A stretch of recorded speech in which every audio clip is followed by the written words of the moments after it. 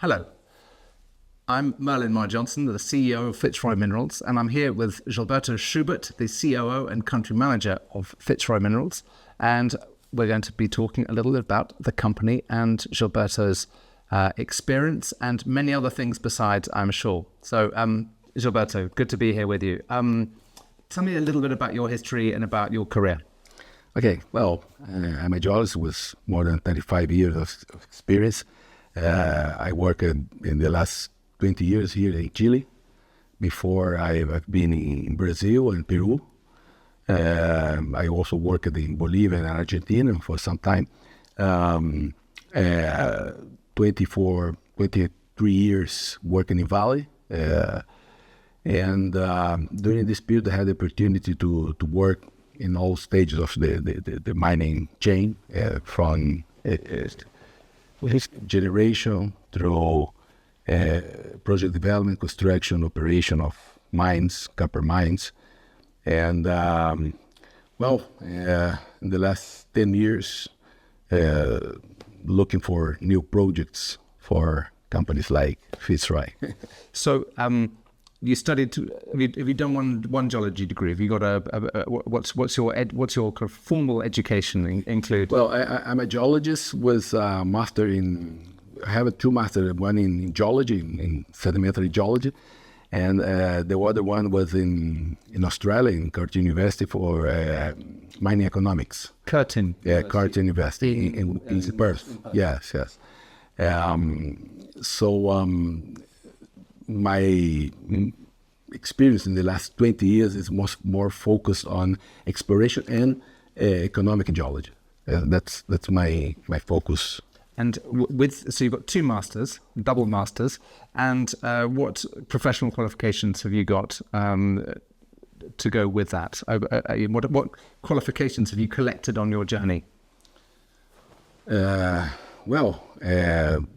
I'm not sure about your question, but I also have a certificate of QP. I'm a qualified person here in Chile. Yeah. That's recognized in Canada. Yes, it's recognized in Canada. I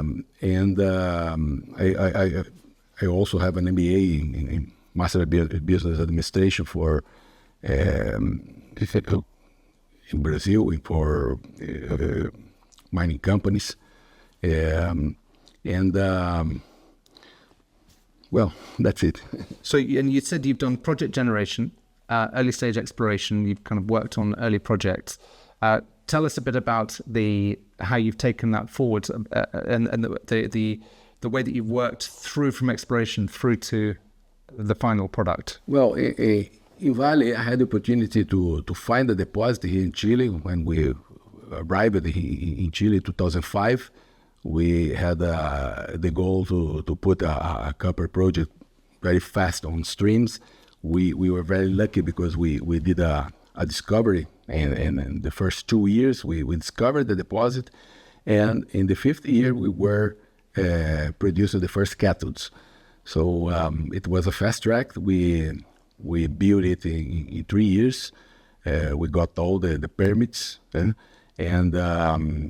between the first drill hole and the first cathode, only 5 years. So it was a big challenge. This operation was a kind of metallurgical school because the ore was a mix between oxides and chalcocite, primary chalcocite. So we started using a secondary bacterial leaching, and then we migrated to a kind of chemical ferric ion leaching, and finally we implemented the chloride media leaching method using sodium chloride. So at the end, we realized that the methods using oxidant agents are very effective for two reasons. You decrease the cycle of lixiviation, but you also increase the recovery. On the other hand, you allow the leaching process to keep going even after the main recovery of the copper, because the sodium generate a kind of effect that protects the minerals against forming sulfur coatings around it. Sulfur coatings. So the acid can keep its process during the period it's in the heap. So if I read that back to you, if I understand it correctly, you had a relatively complicated metallurgical or mineralogical challenge, which was that the recoveries weren't great on just straight heap leaching, and then you were looking for an oxidizing agent to break into the chalcocite, which is a sulfide, so that you could get good recoveries from that. And you tried bacterial leaching, you tried a ferric iron leaching, and then the one that was most successful was a chloride leaching, and you said NaCl, which is just straight salt. Exactly. And that improved recoveries and reduced the leach times, but the leaching was able to continue even after that first kind of pulse of leaching, because the salt had some property to inhibit the sulfur precipitation around the. That's it. That's why you can also recover an important part of the so-called insoluble copper. For example, a copper in chalcopyrite. Today, there are some experiments in the Chilean industry showing that you can recover up to 75% of the copper in chalcopyrite using oxidant agents like that. And when you say oxidant agents, you mean principally salt? Mainly salt, yeah. And just simple salt? Yes, it's cooking salt, actually. And what so that brings me to two kind of separate questions. One is, and I'll do the first one, I'll hopefully remember the second one. So the first, I've forgotten both of them. Let me go to the second question. Seawater is saline. Can you use seawater in this process instead of adding cooking salt? Yeah, it's the same, because you add the salt in the agglomeration drum. So you mix water, salt, and acid in the agglomeration drum. If you have instead of fresh water, you have seawater, there's no problem. You just put less salt. Yeah. You consider that in the balance, that when you make the calculation for the balance of the amount of chloride you need in the process, you consider the amount already contained in the seawater.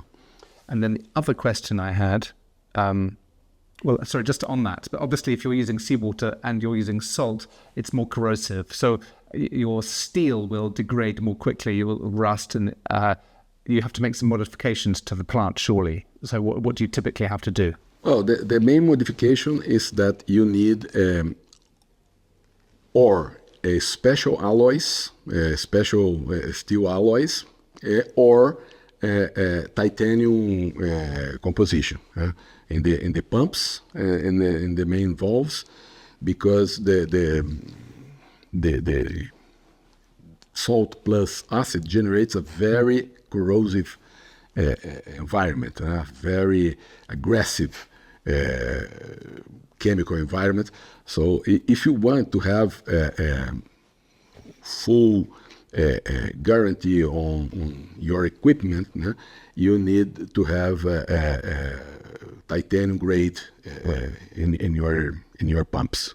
And when you built that mine for Vale, you went to China, didn't you? Actually, so if, for example, if we were going to think about getting Buen Retiro, the oxides into production, and you did it within 5 years for Vale, and if we go with the same mentality, would you go to China again and know where to find the pumps? Oh, of course.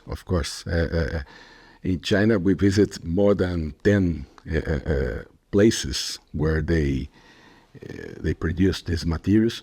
They have a city in China. It's specialized in titanium products. They have a smelter, they have mines, and all kinds of titanium products. And of course, today, China is one of the main suppliers in this industry. The other question I was going to ask about the use of salt in processing in Chile for oxides and transition material is quite often companies get stuck on reporting total copper or soluble copper. How do you think about this? Because obviously if you use a saline leach, you can get more copper out. Do you just think in terms of total copper, or how do you look at grade of or recoverable copper? Well, today we are using the sequential copper method, the assay method, because we need to know how much of the copper is contained as green oxides or simple leachable oxides. It's so-called CUS, and the acid-soluble copper. Then you have the cyanide leachable copper, which means the copper that can be leached with cyanide. It's equivalent to the amount of chalcocite plus covellite. It's generally the gray sulfides plus the native copper. Yeah. So and finally you have the residual copper. Residual copper is basically chalcopyrite or some bornite. So doing this sequential copper analysis, you have all mineralogical types in the ore, so you can balance your metallurgical process in a better way. It's important in order to have the complete distribution of the minerals in your ore, so you can establish the best possible way of recovering this material. When you talk about the kind of CUS, the soluble copper plus the cyanidable copper, does that more or less correspond to the oxides? Well, you said it's the grey sulfides, so it's the grey sulfides and the oxides. So the green minerals and the grey minerals, really.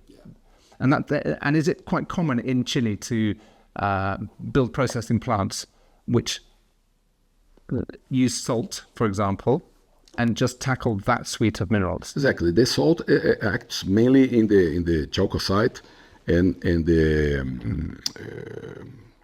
covellite native copper. And the native copper. Yeah. The salt has almost no impact in the green sulfides and also in the tenorite. We also have tenorite, which is black.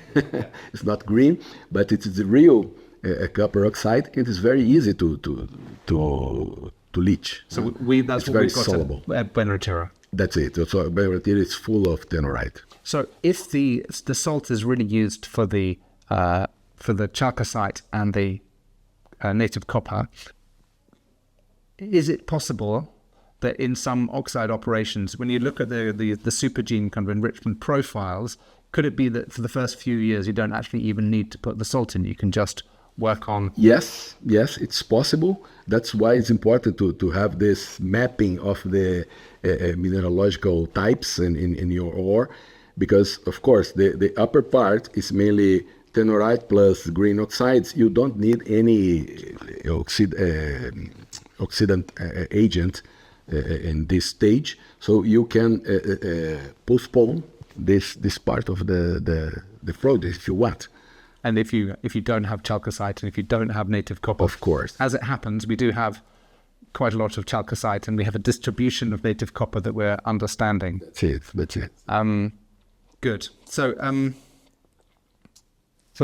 let's just go back to your experience base, and when you brought this mine into production, can you tell me a bit about the resource calculations and the resource estimation? Is that something that you can do, or do you bring in third parties? How did that work on defining the resource? Well, of course, there are very good companies in Chile that are experts on doing the modeling and the resource estimation.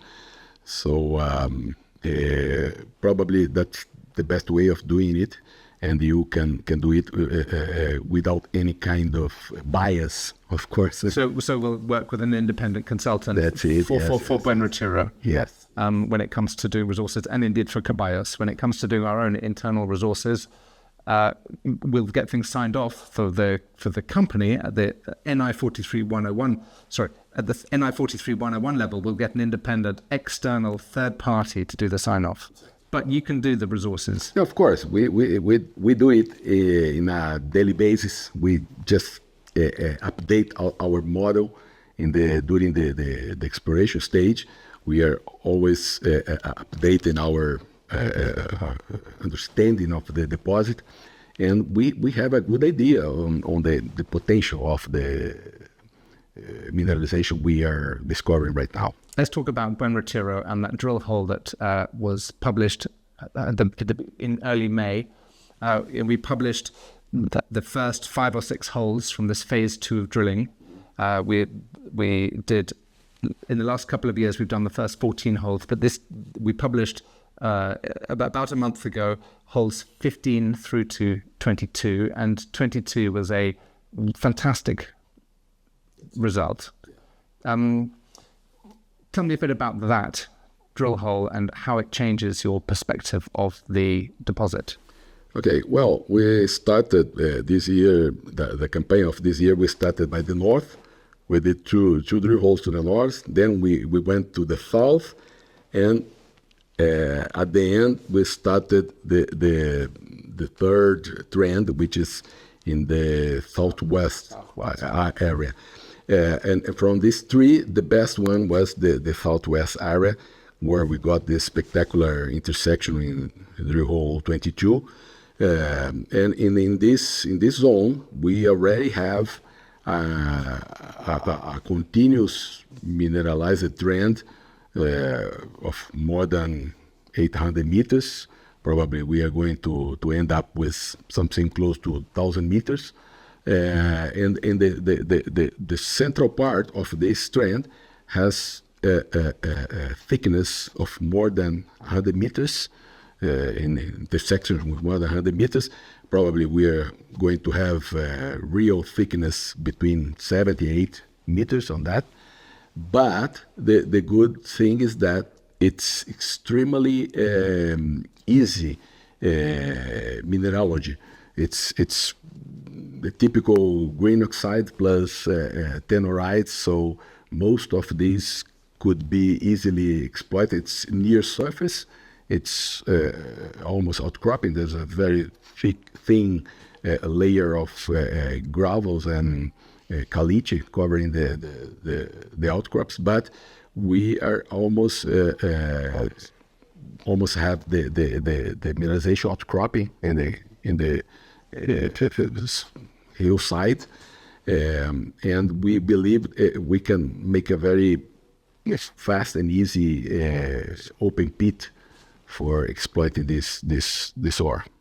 It's not all. Not ore. It's not. Sorry, no. I was going to say it's not all tenorite, because we've come across this extraordinary term, recyclé. That was the first time I heard about that. The small miners working there, they discovered this spectacular material they call recyclé. What is recyclé?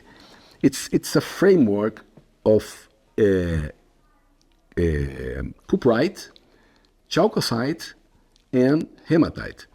All these 3 minerals mixed in this kind of a stockwork, a kind of breccia. It's the characteristics is this red color, which is the mix between the cuprite and the hematite. But if you look against the light, you can see it's metallic shine, metallic. So it's because of the chalcocite. So it's very heavy, as you can see, extremely heavy. Amazing. And the average grades of this material is between 30 and 40% copper. it's really extraordinary. amazing. Yeah. And so we've got some of this in our area. Yes, we have some of this. Of course, the small miners are extracting that in very selectively. They're separating these veins. We have a vein of 3 to 4 meters thick of this material inside our main trend. But we have at depth, we have grades of up to 12% copper related to material that's similar to it. It's not exactly this, but Just to be clear, we haven't drilled through 4 meters of 35%. yeah, copper. not yet. Not yet. That's it. But this is amazing. The so-called recyclé from the small miners. Great. So we've just raised some money. We've just raised another $12 million and a bit. And we're going to be drilling. We've got 8,000 meters planned of diamond drilling this year. We've drilled 3,500 meters. We've got 4,500 meters of diamond drilling left this year.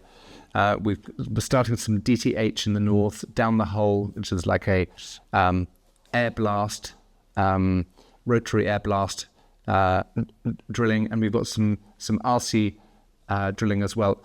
So that's in the wider area. So maybe by the end of the year, we might have between 12 and 16,000 meters of drilling done this year. Yes. Where in your mind do we want to be by the end of the year? What are our targets? What are we going to, well, in your mind, what do you think we're going to have delivered? Well, in the next 3 or 4 weeks, we are going to finish the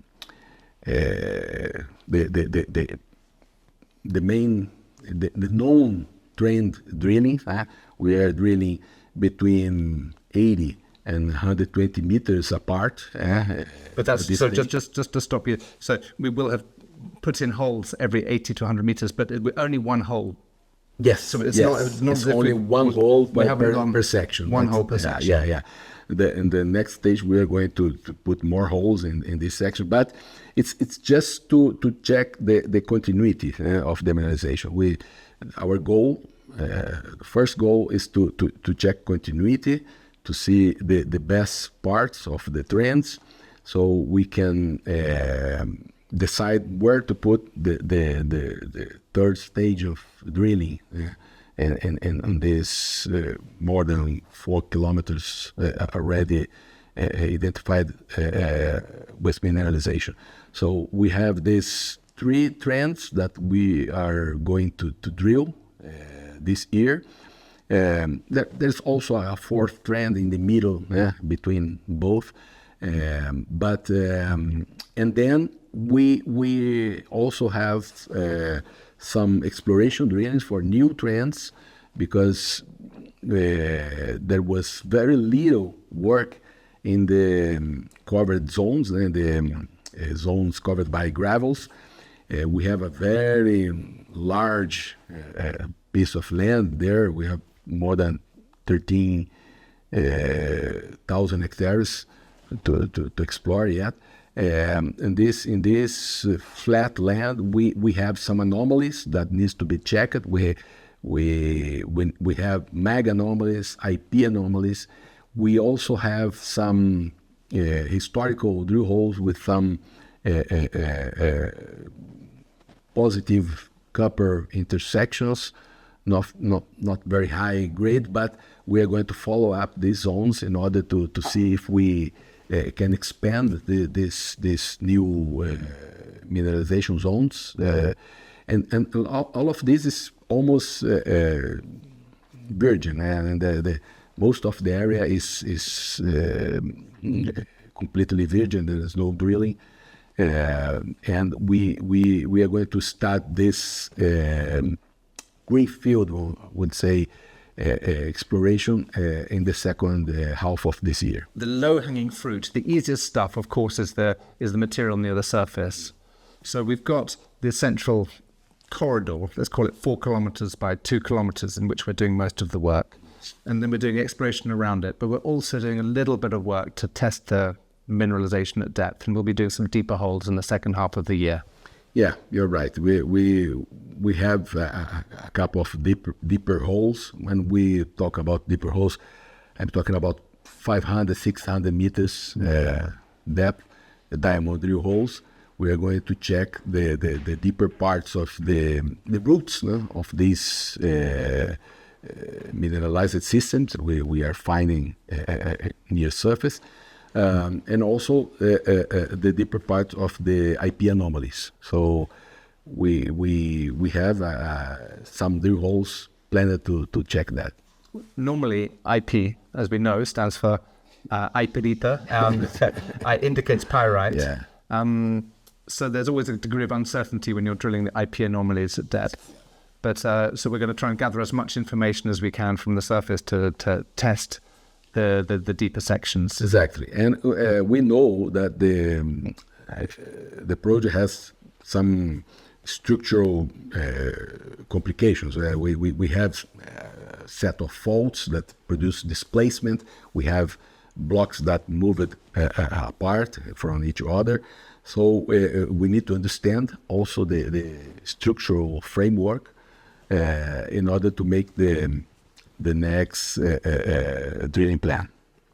Good. So by the end of the year, the way I think about it is that we will have enough information by the end of the year to decide whether we want to continue expanding tons. If we're making good progress on continuity at the surface and possibly at depth, we'll continue that process. Equally, we might choose to focus on advancing oxide, good grades, at surface material rapidly to production. One of the key attributes about Buen Retiro is the fact that it's so close to the road, it's so close to infrastructure, it's so close to Copiapó.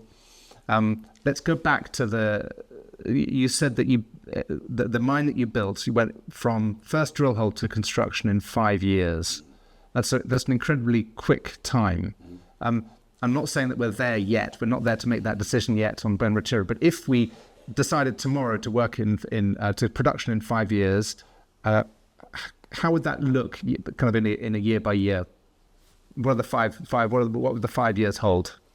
Well, probably we would need a very intense infill drilling campaign next year, followed by a aggressive metallurgical test stage, metallurgical studies.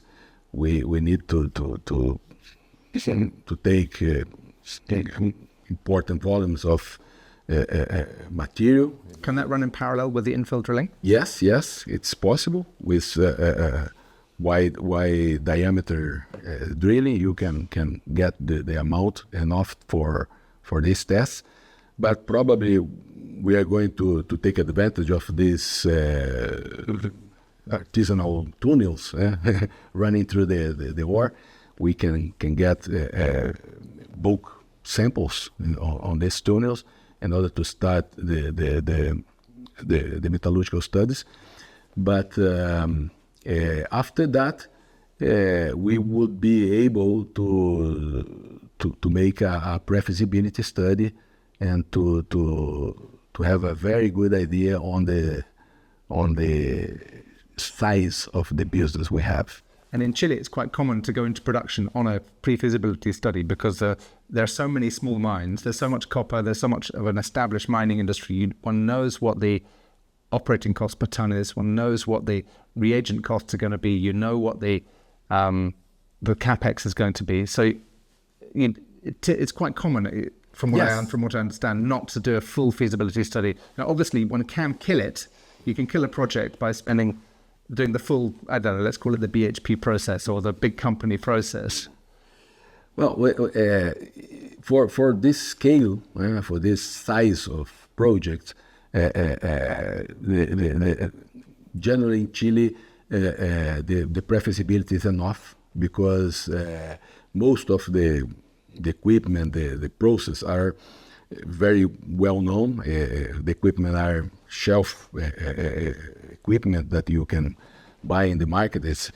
In Chile, you have hundreds of medium scale plants and there's a very good skill, labor skill base in Chile. People that knows how to do that.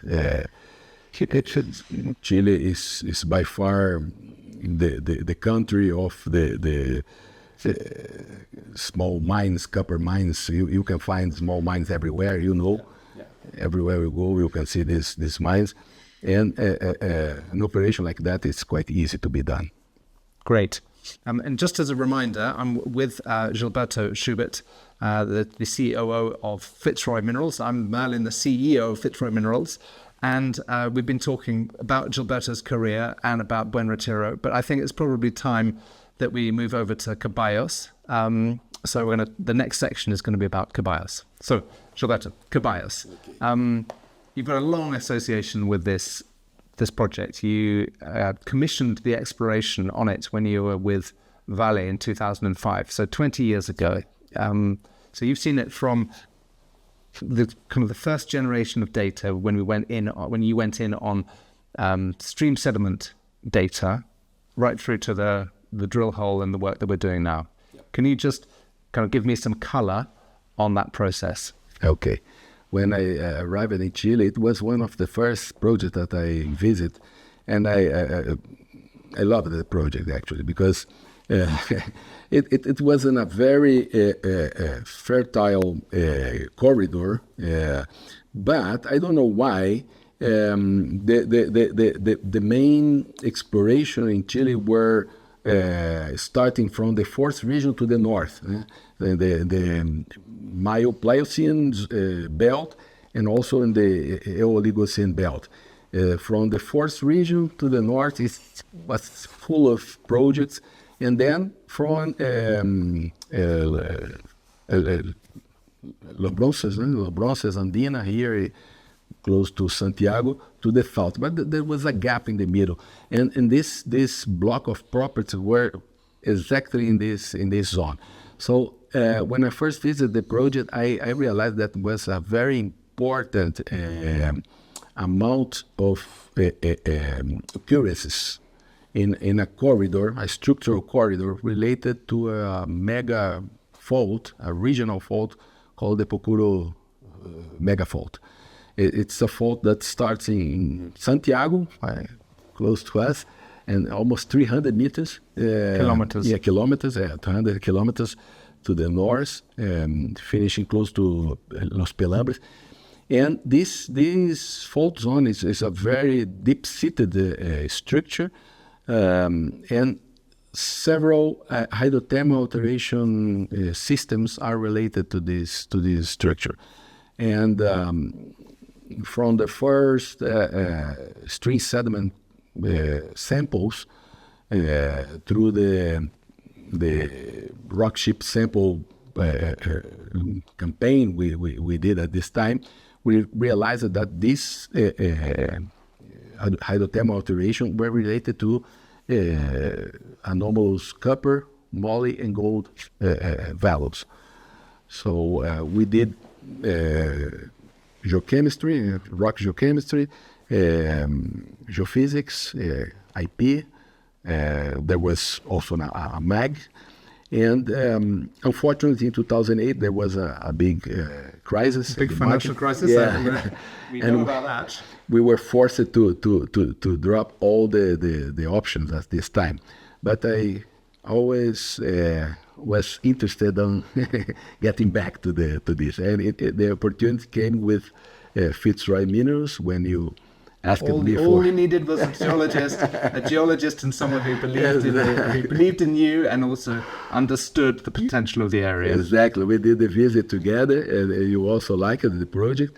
And fortunately, we did a very detailed mapping, the geological mapping that was lacking. We did it in 2004. We took hundreds of new samples. 2024. 24, I'm sorry, 2024. And finally, at the beginning of this year, we did our proof of concept drilling, our soul drilling in the area, and unfortunately it was positive. We got 200 meters with copper, moly, and gold, pure sulfides mineralization, chalcopyrite plus molybdenite. So it was a technical success.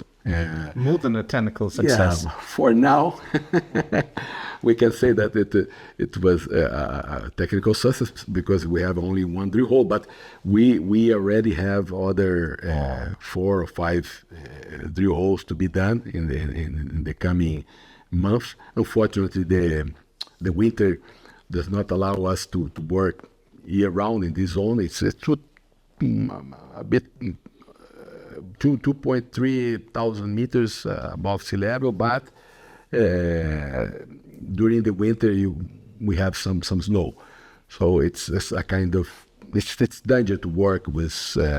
Well, certainly at the moment, we're at a very early preliminary stage of the exploration camp. With time, if we get more established, we'll be able to work year round. But just at the moment, when we're not set up for winter working there. Now, obviously, in our area, we've got the Chincolco anomaly where we drilled, which is a nice anomaly, rock chip anomaly of 1.2 kilometers long, copper and moly. There's a nice hydrothermal breccia that we can see. It in terms of a good place to start and where to put the first drill hole, it was an obvious candidate because there's a road to get in there. And then 5 kilometers north, which is access through a different valley, is what we call the Mule Hill anomaly, which is also 1.3 kilometers long, copper moly, gold, nice potassic alteration, nice geophysical signature. So that's also a very attractive target. Why didn't Vale drill Chincolco? Well, we were trying to do that before the crisis. Oh, the crisis. We were almost beginning the road construction. We need to build a road, 10 kilometers. But that was for Cerro Las Mulas. Yeah, Cerro Las Mulas. Yeah. Why did they not drill Chincolco? Because at this stage in Valley, we believe that Cerro Las Mulas could be bigger. we believe that Cerro Las Mulas could contain a larger amount of mineralization because of the type of mineralization found in surface, the size of the geophysical anomaly, and also the geochemical anomaly. We did soil geochemistry, and we have a very continuous soil anomaly. So we believe that to the north, our chances of getting something bigger were better. But that's not to say that Chincolco is bad, because what we hit at Chincolco is quite exciting. Exactly. Does it feel? Well, it's a leading question. I think it looks like a really exciting system. Tell me why you think it's an exciting system in terms of the hydrothermal alteration, the intensity of mineralization, the alteration of the system. What are your highlights? Well, Chincolco Creek, if you look from satellite images, for example, it seems to be a structural control alteration. Yeah, it's like a big vein. It's like a big vein, seen very easily seen in the images because of this alteration. All these sericites and plus lemonites, jarosite, quartz, tourmaline. But today we also believe that this shape, this geometry that can be seen in surface, not necessarily means that the body has this shape, because we realized that there's a very new sequence of pyroclastic rocks covering most of the eastern part of the material. So today we believe that this body can be bigger to the east, okay? Not necessarily as a big tabular body, but eventually it can increase to east because the contact, the eastern contact, is unconformity. So we've got younger, unmineralized rocks sitting on top of the eastern portion, which are hiding and masking the geology underneath. Exactly. So there's lots of potential and excitement of what can be there underneath. Yes. Which is great, and I'm really excited about it, and we both are. But let's just go back to what we can see and what we saw in the drill hole. Tell me about the hydrothermal alteration. Can you recognize the rock? How do we know that this is? What gives you the confidence that this is a big system? Well, the rock is a very intense altered material. It's a hydrothermal breccia with strong tectonic fabric overprinted. You have even the chalcopyrite crystals are crushed, just fractured. They are faulted. You have thousands of fractures and veinlets cross-cutting the rock. It's very easy to be identified in the field because it has a very intense whitish to yellow color comparing to the gray or reddish volcanic sequence. So it's very obvious when you arrive to the site the presence of this strong alteration. And in the road that we are building in the breccia to the north, in the last days we cut more than 100 meters of this material with copper staining everywhere. Copper oxide. So it's not just leaching, it's not just fracturing, but it's with mineralization as well, because you can get leached rocks which have no mineralization in. You know what excites you about the distribution of copper relative to the leaching to the is it polyphase? Is it what is it about the mineralization that gets you excited? Well, the first thing that calls the attention is that even when you don't see obvious copper minerals at surface, the systematic sampling on the breccia showed a continuous geochemical anomaly. We already have, before the drilling, we had a 1.2 kilometer long, around 150 meters wide, geochemical anomaly with copper, moly, and sporadic gold. So we knew that this breccia was copper and moly anomalous, but we didn't know the average grades below surface because there was a small leach on surface, probably because of the presence of pyrite in other types of breccia around. So this produces some surface leaching. So the anomaly was there, but the surprise was that when we drilled it, we got these grades that were close or even a bit higher than the average we got on surface.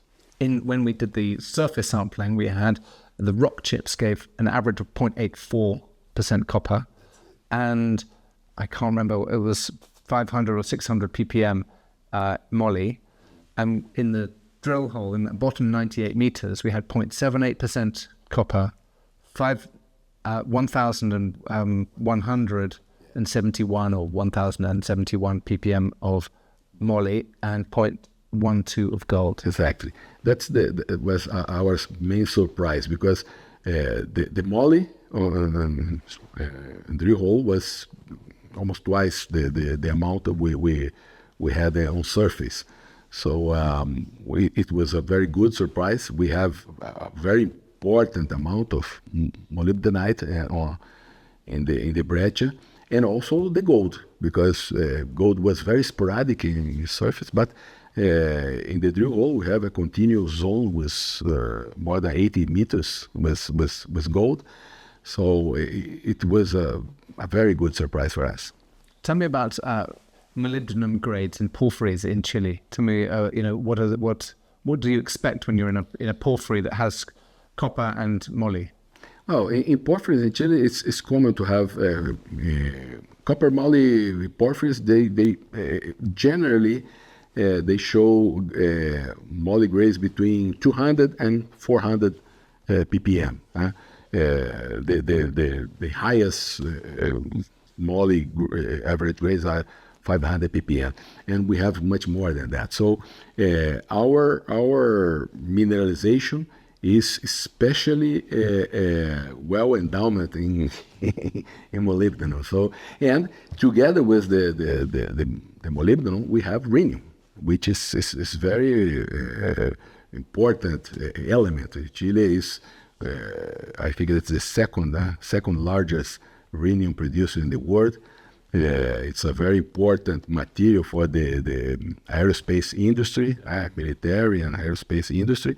And we have close to 0.5, I think, grams per ton of rhenium in the main zone with the molybdenum. So we were very happy with this discovery, because the moly grade represents almost doubling the copper grade.